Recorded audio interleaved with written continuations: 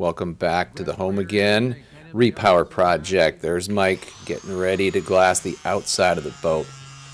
Previously, we've cut and fit that base for the new beta. We've cut the holes in the hull. We've patched the old holes, and now with the inside done, Mike is working on getting the outside fiberglassed and ready for the new engine. What we got here is Mike's doing some taper sanding. Getting ready to glass the bottom. Final step. You can see this white filler right here, and that's where we were off just a little bit. So before I started grinding, I filled in all the way around the surface between the hull and the tunnel. And so when I came back this morning, it was all smooth and filled in, and I can make this transition, this taper sand, a lot easier. All right. Okay. I see you brought in your stool. Your own little piece of wood here. You're set up for production. So there we go, wheeling around. Party time.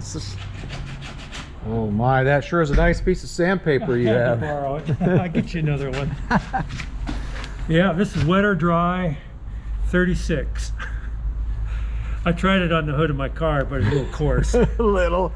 Yeah, but for glass work, man, it is perfect. Oh, so you got all, I see you got everything tapered back. The old shaft log, the old through hull for seawater, which comes in, and now you're just finishing this up. I need to put a radius on it, and I probably could have said good enough 5 minutes ago, but the more the radius that I can get, the easier it will be for me to glass that in. To wrap that up. Yeah. This is it's going to be watertight again pretty soon. Going to be watertight again. Well. Yeah. Put a lid on it. Yeah. That's what the outdrive is. Yeah. It is the lid. It's the lid. It's looking good though. You're making great progress. Yeah. Be putting that new beta in soon.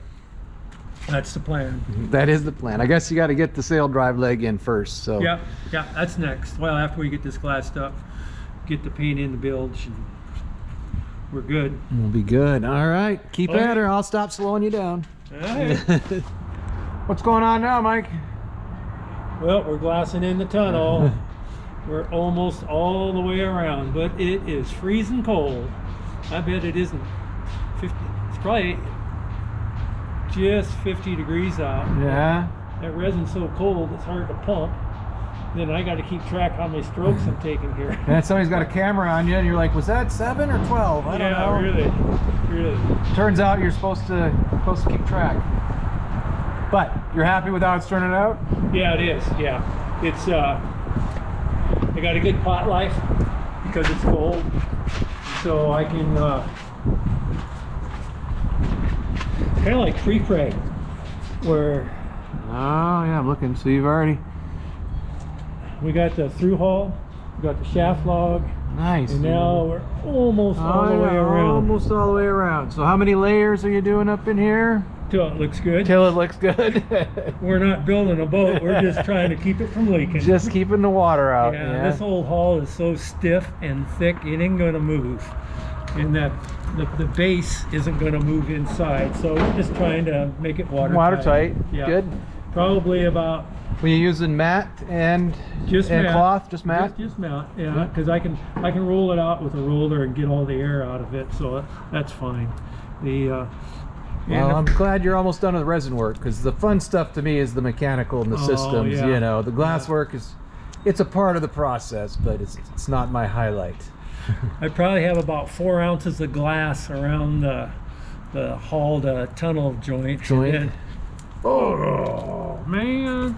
See what happens when you get the camera out? I know, you get the talking here. And, distractions. Boy. That's why we got coveralls on. That's right.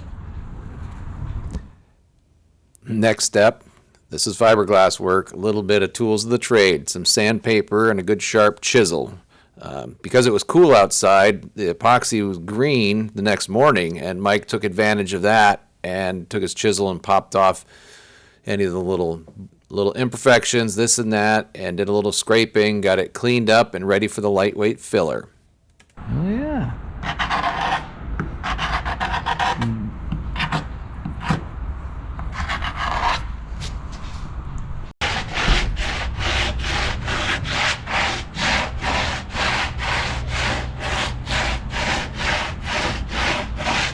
That'll make your arms tired. It's to sleep at night. That's for sure. Yeah. Pound to fit, paint to match. There we go. All right, Mike, what's going on now? Cleaning up the mess. And it's not bad. It's hosing out real good. The limber holes are all working. I've found that out. And it's draining in the bilge, and I got a little 12-volt pump sitting down in the bilge that's pumping the water from the bilge out through the sill drive hole and into the drain in the ground below me.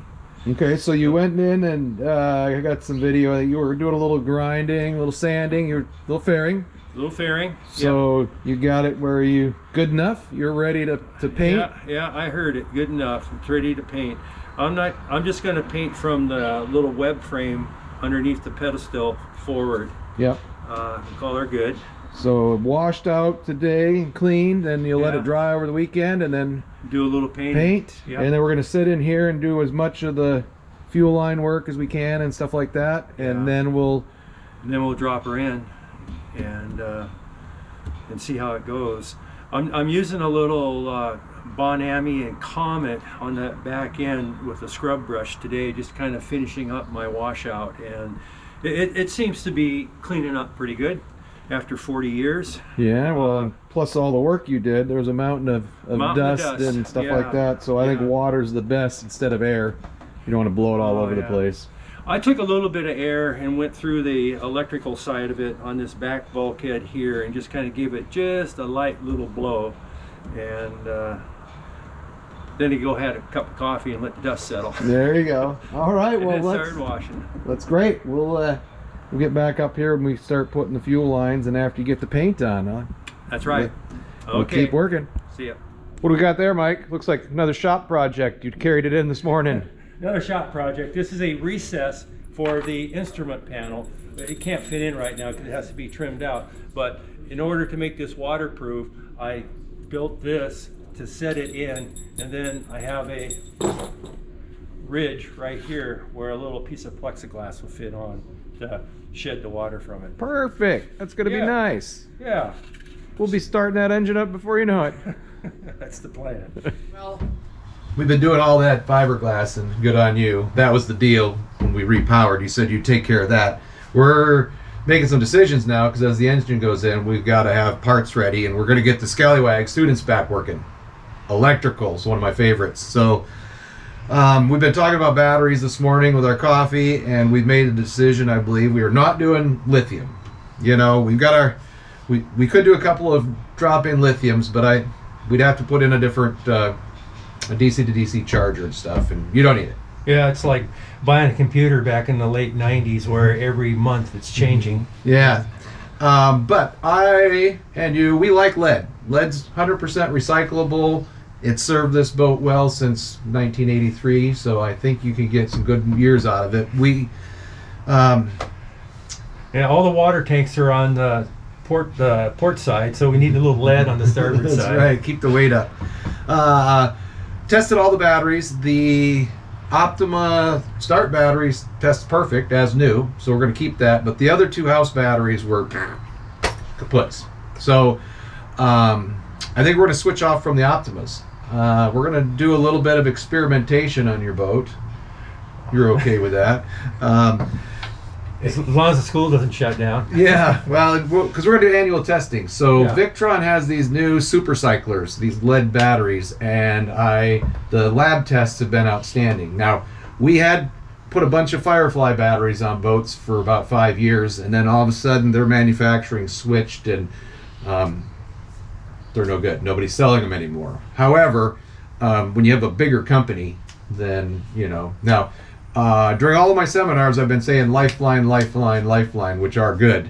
So, but you know how we roll at Marine Tech. Yeah. We're experimenting. So we're going to put on a couple of the super cyclers, and then every year, over the next 3-4 years, we'll get students down, and you know, every Run a spring, test on them and see where we're report at. back to you. And Yeah. if we see premature failure, then by golly, we'll throw something else in there. So And I'm sure in 2 or 3 years there will be something else. I'm sure. And then we have, we're going to clean up the battery compartment down here. The start battery sits aft, and then 2 house batteries next to it. The nice thing about the super cyclers, we may have to change the cleats a little bit. They're a little bigger, just a skosh, but you're going to go from 75 amp hours to 125 on each battery.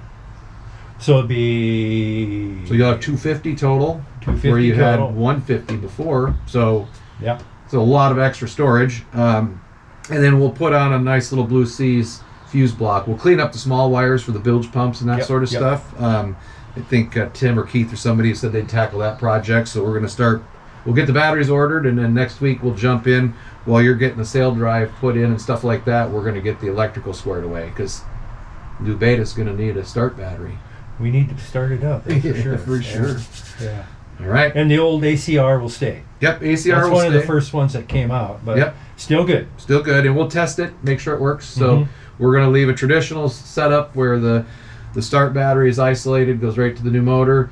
As soon as we see charging voltage, when the alternator kicks in, the ACR will close. It'll charge your house batteries. So. Mhm.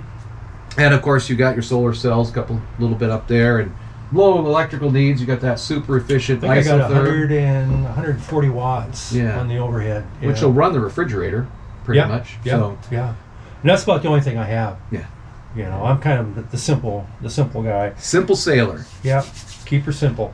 All right. Well, I'll let you keep cleaning and do painting, but I'm going to order some electrical parts. Good, good.